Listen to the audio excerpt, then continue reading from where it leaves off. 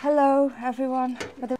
Thank you all so much for coming. Thank you for coming. I know some of you have come a long way. This is quite a momentous day for me, and I didn't expect necessarily to be here. Well, I didn't expect to be here at all, in fact.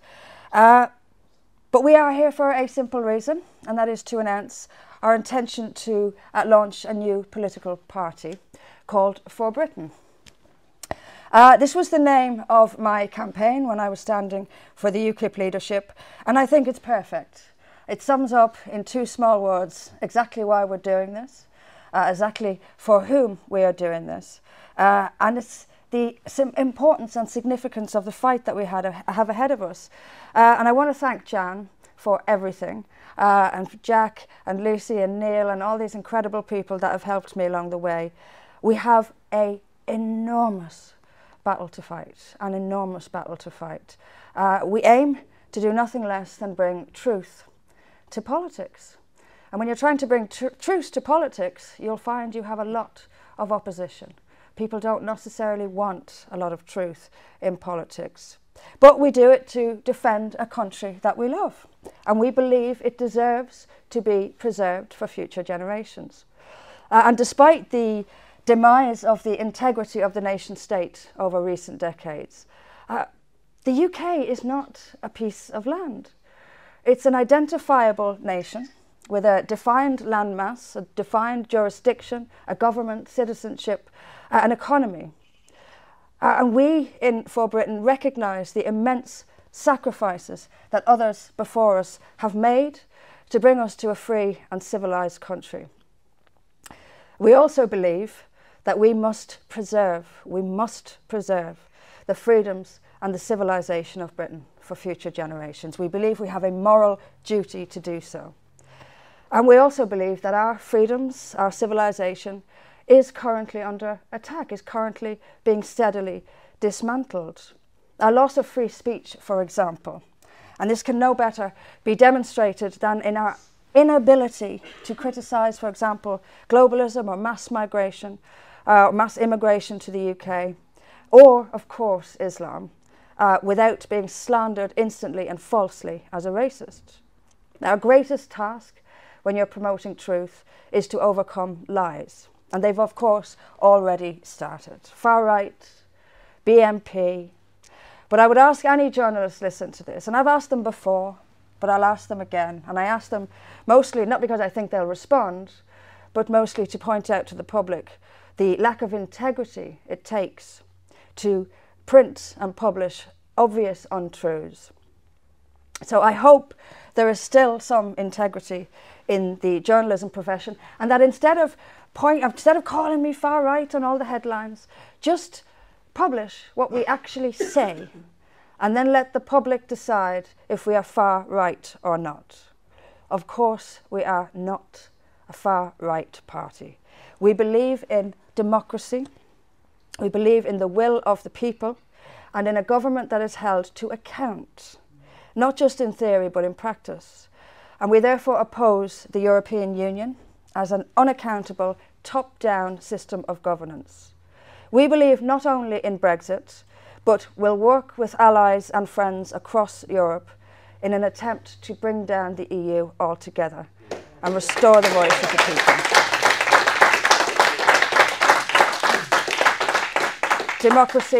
Democracy, journalists, is not a far-right concept. We believe also in equal rights for all British citizens. All will be subject to the law as determined by elected members of Parliament. And we fundamentally oppose the true racism that manifests in a 2- or 3-tier justice system. Now, at present, policing in Britain takes into account racial or religious identity of the perpetrator or the victim in a criminal case. And this, they are making political decisions when they decide whether or not to even investigate, much less prosecute crimes. They are wondering about what the political fallout will be while making these decisions. The police should have absolutely no concern whatsoever about who we vote for or what our political opinions will be. Their job, they're not social workers either. Social issues are not the concern of the police. They are there to enforce the law and enforce the law only, and they are there to do it without any consideration for race or religion or any other factor. The rule of law must be restored. And For Britain will therefore seek to make police accountable to the public for their failure to seek justice. And that is justice for all, irrespective of race or religion. And none of this is a far-right concept. And we believe that the rule of law is non-negotiable. And the law will be applied, and there is no availability of an opt-out. We believe in the individual rights of British citizens, who will be treated as individuals on their own merit and not as communities. We believe in the freedom to speak our minds, and most especially our ability to tell uncomfortable truths or express uncomfortable or unpopular opinions. We believe in the equality of rights, value and dignity of men and women, and we believe in the protection of children from all and any kinds of abuse. Because we believe in justice. And we believe that justice is broken. Justice is broken when a person can get a jail term for a Facebook post, but a police caution for rape. Justice is broken.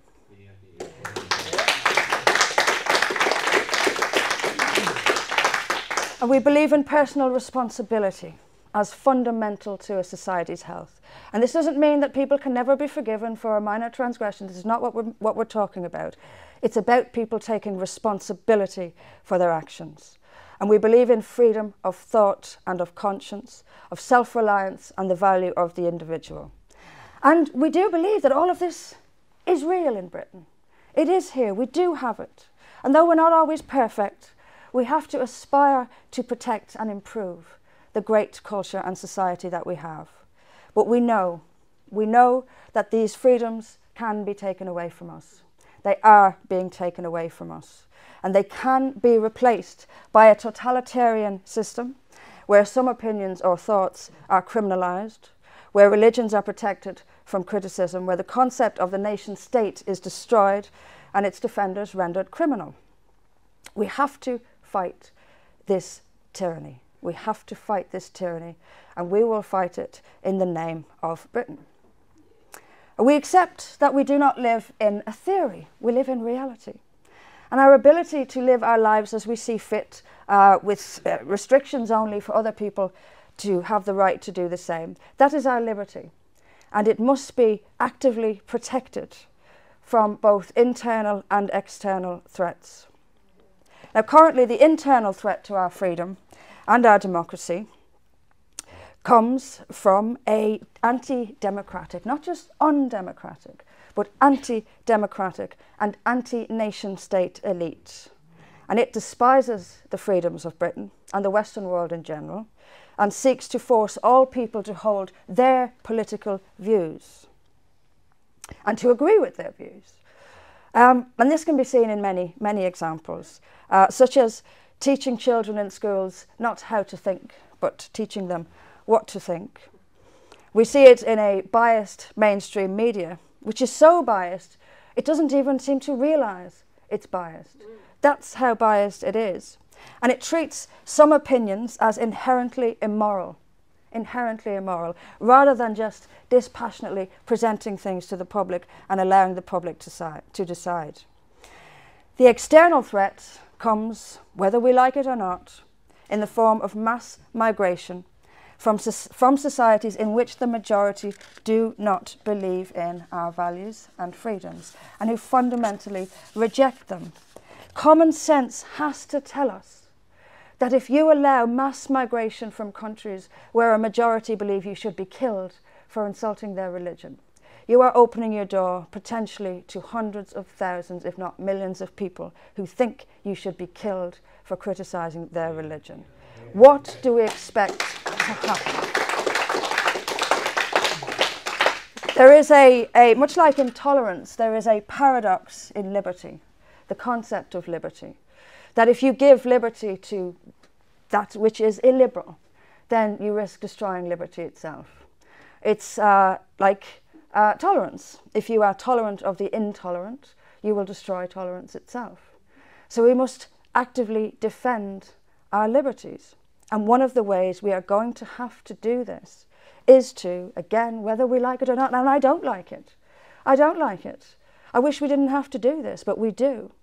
And one of the things we have to face up to and deal with is Islam. And indeed all totalitarian systems.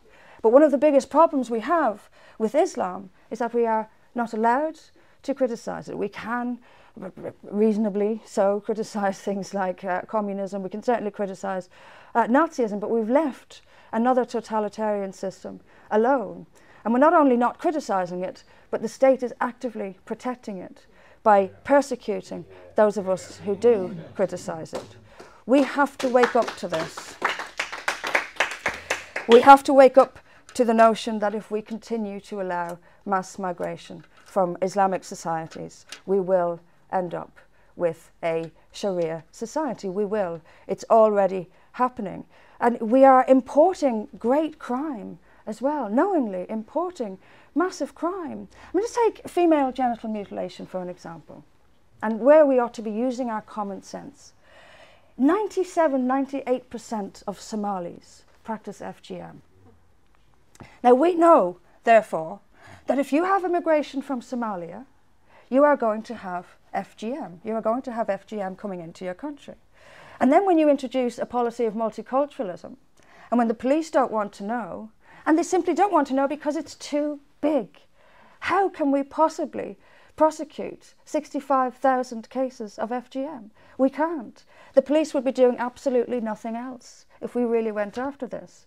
So our choice is to let it happen. Our only option is to let it happen. And that's exactly what we're doing. And the consequence of that is a complete breakdown of the rule of law in the UK. And also the breakdown of the authority of the majority.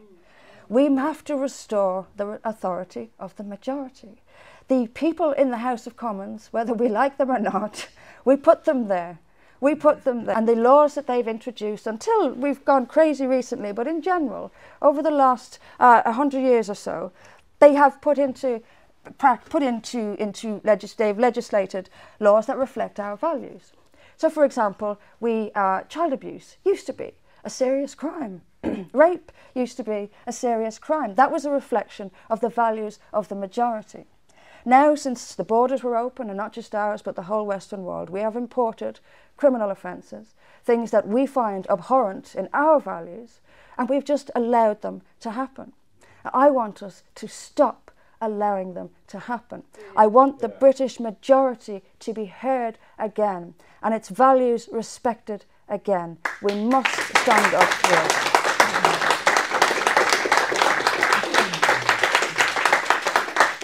Now, we will take our message to all corners of this country, and we'll reach as many people as we can. We'll tell them that our message is a positive one. It's one of justice and freedom.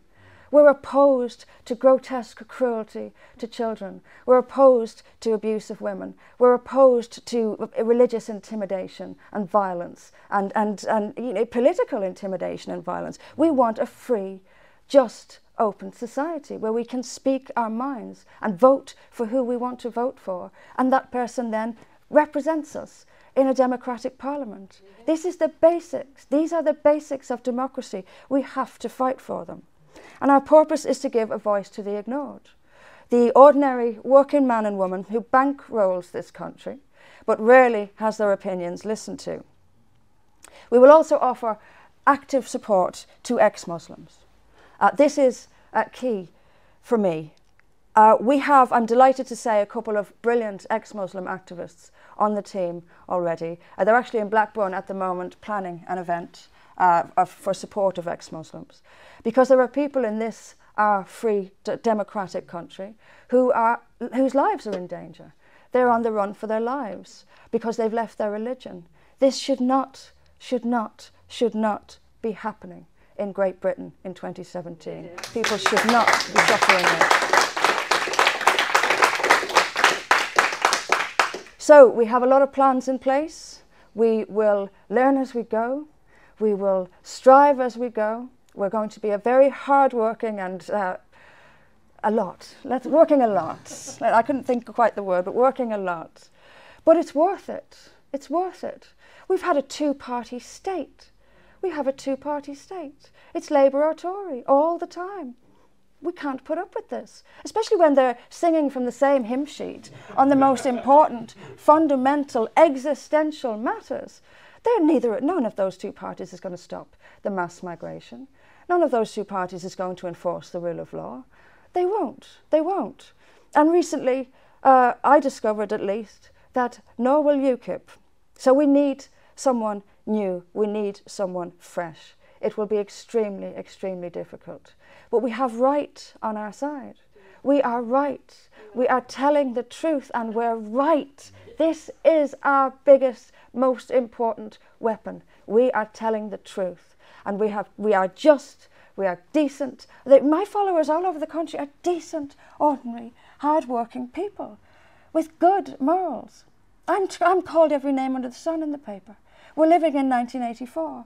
We're living in a world where the evil has elevated itself to good and the good has been reduced and trampled on. But we are not helpless.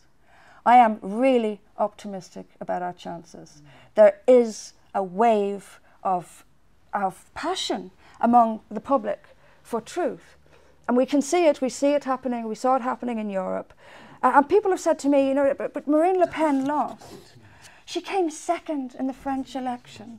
She came second in the French election. And if the EU hadn't thrown the kitchen sink at her in the last 2 weeks, she would have won it. But, you know, we see she came second. There is a shift. There is a political shift occurring. We're right in the middle of it. We saw it as well in the United States with the election of Donald Trump. Just in time, if I may say so. Just in time. If Clinton had won, it would have been the end of the USA as we know it. We really need to... The USA is a positive force in this world, as far as I'm concerned, as a free country, and it must remain one. But there is nothing immoral about loving your country. There is nothing, no matter what the left-wing commissars may tell us and may dominate the media with and may teach your children in school, there is nothing immoral about loving this country.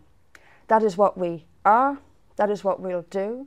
We'll do everything. We'll strive. We'll fight. We'll continue to persevere and push to tell the truth, to save this wonderful, wonderful country.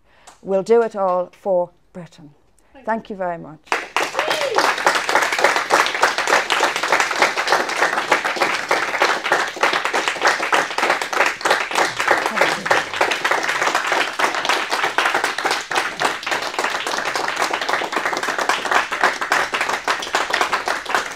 Thank you. I was really nervous about that, so thank you. Should we have some questions? Let's have a chat then. Let's have some questions. How do you plan to set about organising this party? Are you looking for volunteers in different areas, different branches, different counties, that sort of thing? Can you enlighten us? Yeah, at the moment, I'm focused on getting us ready to take membership. When that happens, if we have a couple of weeks, see how membership is coming in, we'll then start to look at branches. I've already got a few meetings set up, different parts of the country where I'll go and speak to people. And what we'll do, we haven't put it in our constitution, which will be on the website. We haven't put it on our constitution how we'll organise ourselves, but we'll have a rule book. And what we'll do is best practice along the way. We'll try to avoid some of the pitfalls that come with branch organisation and see what the best practice is as we go along and then write the rule book in accordance with that. So as I said, I mean, we have a lot to do. There's a lot of work. We have a lot to learn along the way. But there's certainly, we certainly can't organise the whole country. The few of us, so we will definitely be looking for volunteers. But for the moment, we'll get the membership coming in, see where our membership is and see where we've got high numbers and we sort of assess it from there. But as we go along, find out what best practice is and then enshrine it in rules and spread it around the country. Because I do want to avoid some of the pitfalls I've seen in UKIP, for example. Thank you. Hi, Pam. Would it be better at the beginning just to have membership as a collective rather than even try to start sorting out branches? it's difficult to do because we've got people from all over the country. I've got people from Scotland interested, and I can't physically, you know, myself and Jan, we can't physically organise people in Scotland. So we're going to have to, I want us to be big. I want us to be huge. I think it's inevitable branches are going to develop. I know why you're rolling your eyes. I know why you're rolling your eyes. But it is, I think it is inevitable. It's going to happen. People are desperate to set up groups in their own area. And it's difficult for a central few people to organise it all. We just have to have faith in people and have faith that we can stamp on any problems. The template will be on the constitution will be on the website. The constitution is done. Yeah. We'll be okay. We'll be okay. It'll be great. Actually, I have huge faith. I think we're going to be huge. I really do, and I think it's inevitable that that branches are going to develop. But I do know why you're rolling your eyes. I do. But we want to be a nationwide. We want to be a nationwide party. I think you need points of contact, though, don't you? A human face. Yeah. If you're going to have foot soldiers and fighting local elections just online, we do. You've got to have a point of contact. And we need local manifestos written by local people with local issues in it. I do know, but I just think it's inevitable. I just think it's inevitable.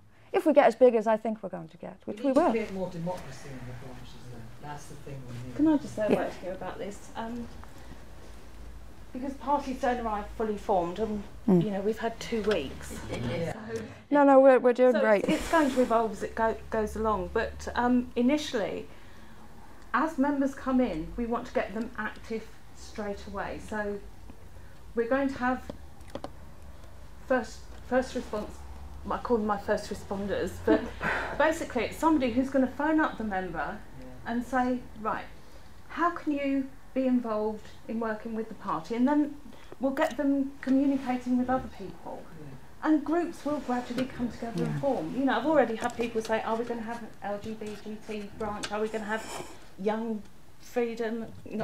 for Britain?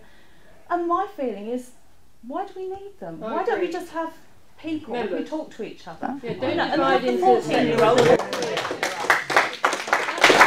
That's the way of the left, that siloising people. Yeah. I don't care what somebody's sexuality is, I care about the content of their character. Exactly, yeah, we're all just people, so that's my feeling. I hadn't even spoken to Anne about that yet, she didn't know I was going to say it. No, That's my feeling, is not just to go down that just line. put people in contact with other people, because if you've got the 80-year-old and the 14-year-old, the Who cares what 80-year-old can teach the 14-year-old about all sorts. doorstepping and policies, and the 40-year-old can teach the 80-year-old about social media and what the kids are talking about these days. So it's all an exchange of information and We don't need views. to be in groups. Have you ever tried to organise anything? It's a nightmare. They probably want to stop being organised in the way they have been, and then just go, right, we're with you. Is that what you call it, organisation? Sorry, I had to get that. But you have to. You have to have some sort of local, with people in local issues. You know you do. Think how to avoid those pitfalls. Yeah, Because we the definitely anti-doc do. Taking over all the energy was going into the pitfalls and not into campaigning, and that's why I would like not to have that experience again. Okay. We'll do our best. I mean, another matter, of course, is morale.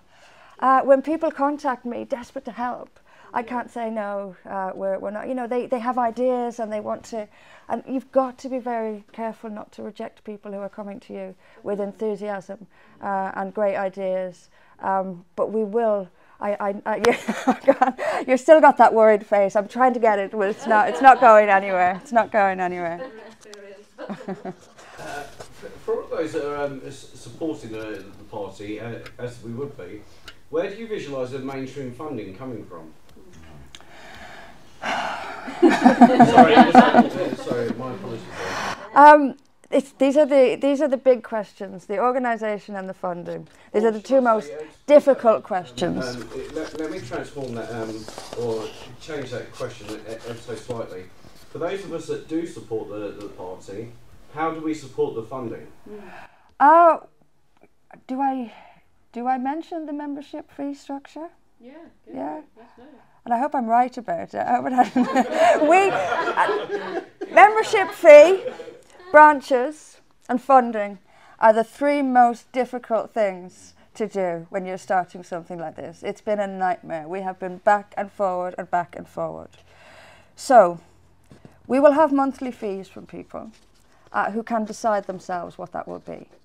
This allows people with few funds to support us and people who would like to give us 50 quid a month or more to do the same. I think it's a wise decision and it's unique among political parties and I think it's the best solution, which is also the cause of the delay for our website, which you had to go back and change. Well, Neil had to go back and change. I didn't have to do anything. Neil had to go back and change a lot of the software.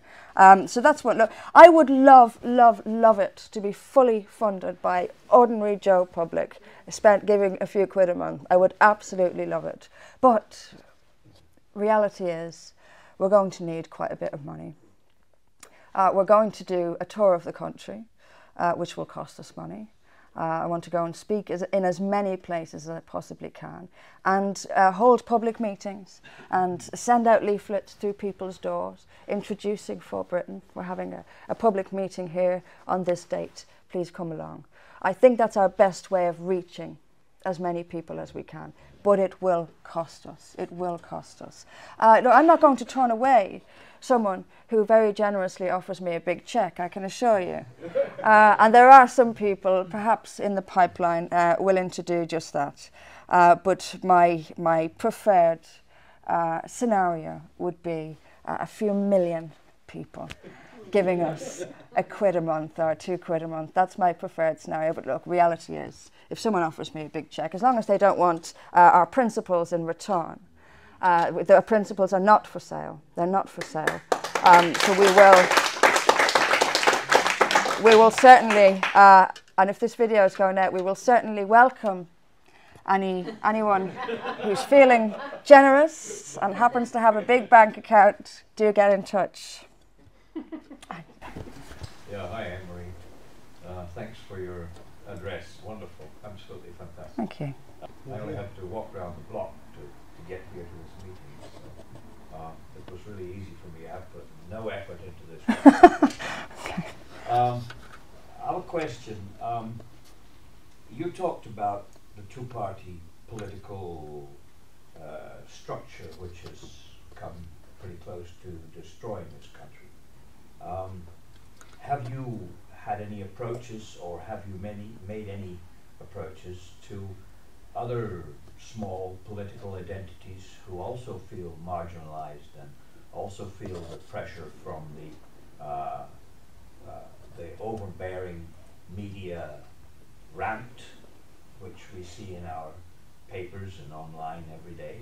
Have you had any thoughts about bringing in organizations who, perhaps some charities, which would assist with the voluntary grassroots in the party, perhaps other political organizations who have been marginalized and blackballed, to be perfectly clear, because you can't possibly be the only person in this country who wants to stop this abuse. Yeah, one thing I definitely want us to do is campaign hard and heavily for proportional representation. We simply have to. We simply have to. You know, there's a sort of a tradition about first past the post in this country, and as much as I love British traditions, this one has to go. Because we are not, there's simply no representation of millions of people. And we've got real concrete examples now that we can use of the injustice of it. And the 2015 general election is a perfect illustration, where the Scottish National Party got fewer votes than UKIP and ended up with 50-odd seats, while UKIP came out with 1. This is a concrete example we can use to persuade the public that we need proportional representation and to get a sort of a movement going against it. And in that, I'm very happy to work with any other organisation, well, not any other, but ones that are acceptable, I guess, to campaign together in all our interests for proportional representation and an end to first past the post. It simply has to be. It's no longer fit for purpose. It has turned us into a two-party state, and the rest of us is just left shouting on the sidelines, which really isn't good enough for our democracy. So it's going to be a key campaign issue for us. If you cast your mind back to the hustings in Burgess Hill, 14th of August, I asked a question there about the array of threats facing justice, liberty, the rule of law, and you've spoken about many of those things today. I don't know whether you recall, I followed that up with an email to you with it was 3 pages of bullet points about all the things that threaten those valuable things that we're trying to defend here. I don't think we should underestimate the power of the globalists and the extent to which they have infiltrated every single sector of public life. I mean, how many people here, for example, are aware of the Common Purpose Pseudo-Charity? So this is an organisation that's been going for, what, 10, 15 years or something like that, during which time they've infiltrated every single government department. They're in education, health, justice, policing, emergency services, armed forces, central government departments.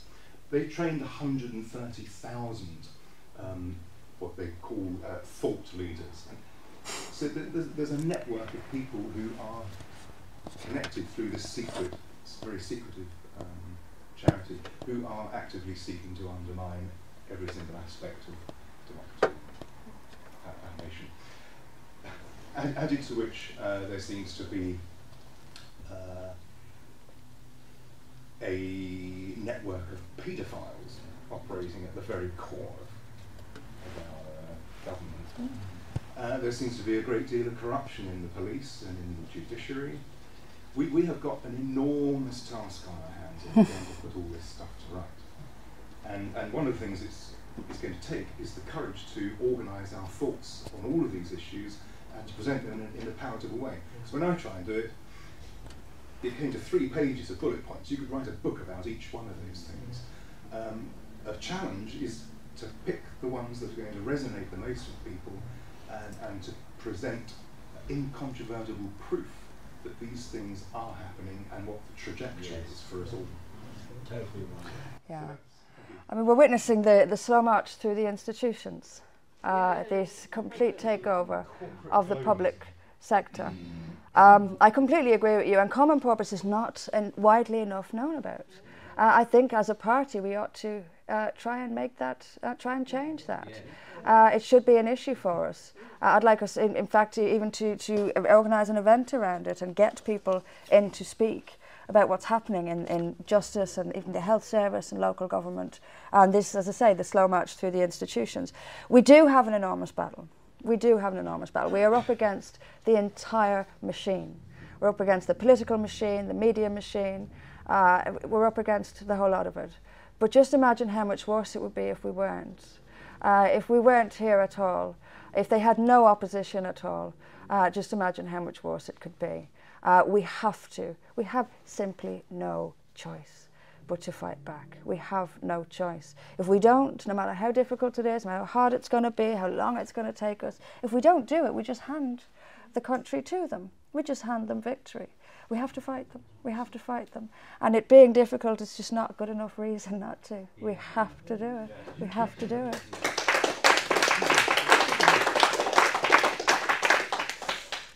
I think someone else said it. Hi. You talked earlier about helping to bring about destruction of the EU, which I'm totally in favour of. What do you plan to do in terms of liaising with overseas European parties such as the Front National, PVV in Holland, AFD?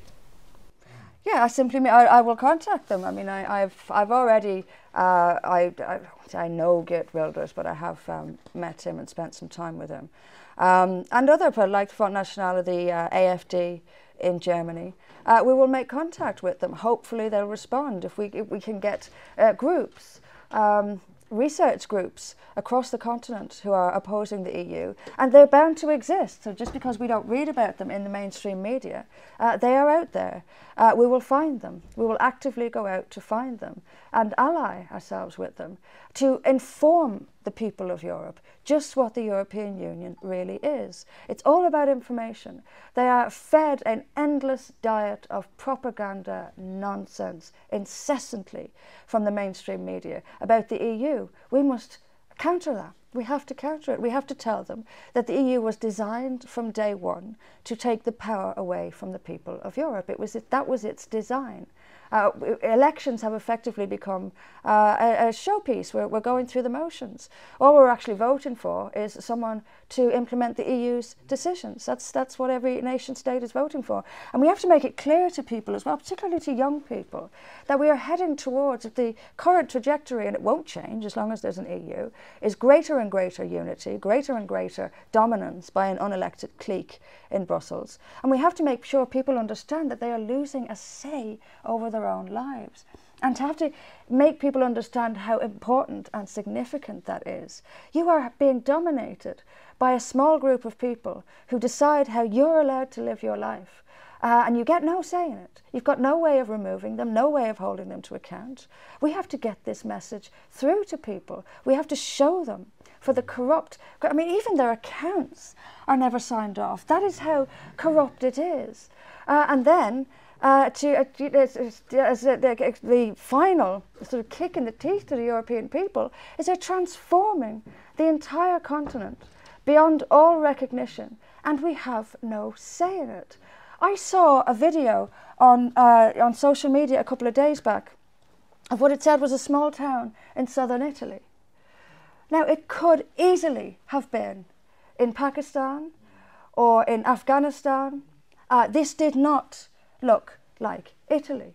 And I think that's a shame, because I think, Italy is an ancient European culture, and it deserves, again, to be preserved. The EU is knowingly and deliberately dismantling the nation states in Europe, knowingly and deliberately dismantling them. They're neutralising the identity of European peoples, removing their culture, insulting their culture, denigrating their culture, which multiculturalism itself is an aspect of, is an example of this. Multiculturalism is making a statement that our culture isn't any better than anyone else's. All cultures are as good as ours. Well, I'm sorry, I think our culture is better than many, many other cultures, and we should say so.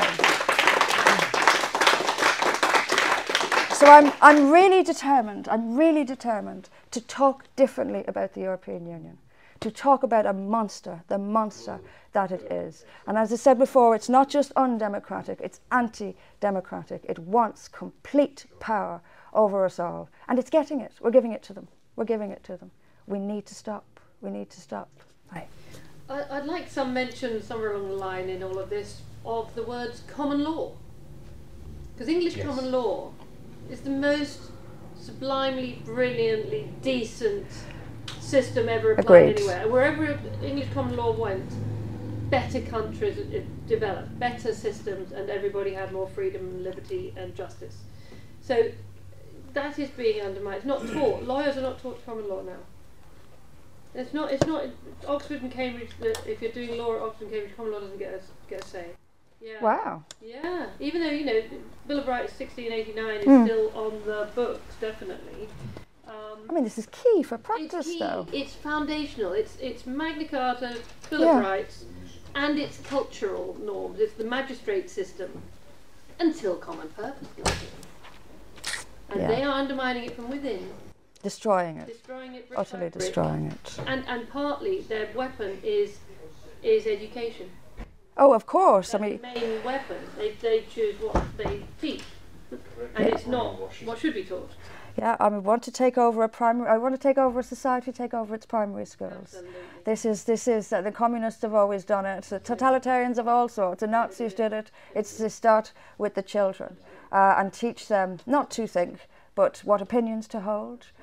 They get rid of objective thought, objective thinking, objective truths, and everything becomes a political position, and only their political position. And it's taught as inherently moral. And its opponents are presented as inherently immoral. And this is what is happening right now in schools, in every, I presume, every school in this country. Yeah, yeah. Every school. And the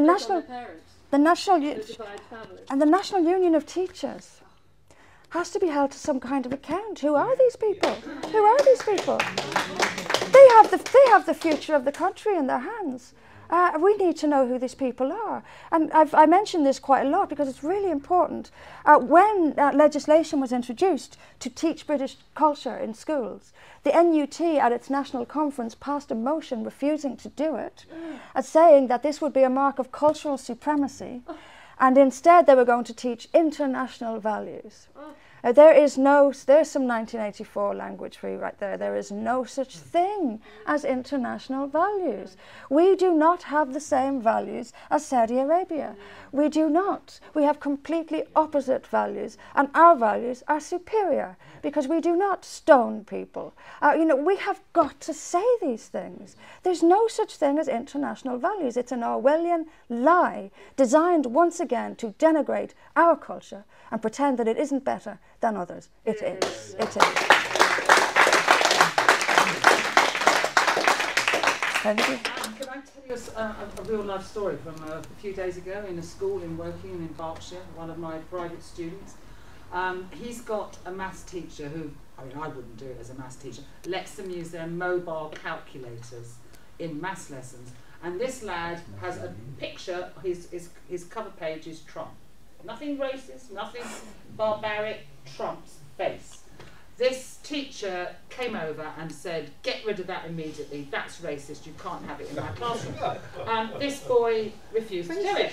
So for 2 weeks he was picked on every lesson, and it got to the point where one day the teacher actually framed him for something, and he was taken to the head teacher, he was excluded, and then 2 other students had the courage to speak up and say, this is all fabricated, because he wouldn't take Trump's picture off his house. It's quite shocking. It's quite shocking. I hear horror stories like that all the time, especially when Trump won. Actually, stories like that started to come out of I remember reading a story about a school called the police because a kid had accessed UKIP's website. Yeah. Called the police. How insane is this? How insane is this? This is the level of control. And of course, calling the police, the message is what they're trying to do. It's to send out the message. This is how bad UKIP is. We even call the police. This is how bad opposing opinions. Anyone who opposes us, we call the police on them. We're calling the police because of people's opinions. That is the situation we're in. And when you say it like that, and it dawns on you how serious this is, how serious this is. And yet we have a wider public completely unaware of of the implications of it, the consequences of it, of the tyranny, and it is tyranny, that they're passing on to future generations of Britons. We can't allow it. We can't allow it. It's the biggest fight. Education is one of the biggest fights we're going to have. And the consequence of this young lad, he found me on Twitter. He's nearly 16 and saw the party.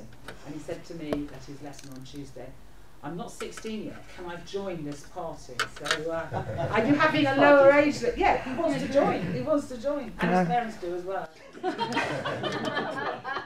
Yes.